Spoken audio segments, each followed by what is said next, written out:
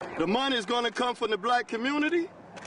We're already getting support from athletes and entertainers as we speak.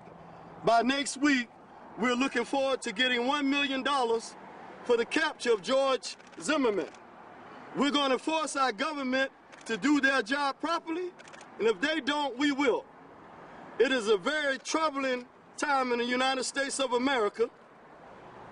We are in the era of so-called post-racial harmony with all people, but black people are being murdered all over America, and we get the same treatment time and time again.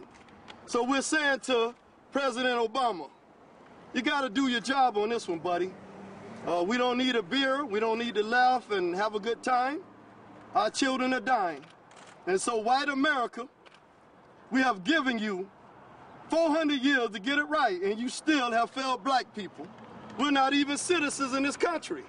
We're still third-class citizens. And so today, as black men, we must stand up in America.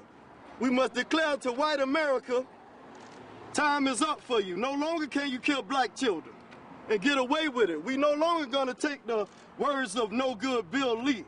We don't care who is the sheriff. The city of Sanford's police department has a track record of abusing their power, killing innocent black men and women, police brutality, and nothing has ever been done about it in this city. So we want concrete results.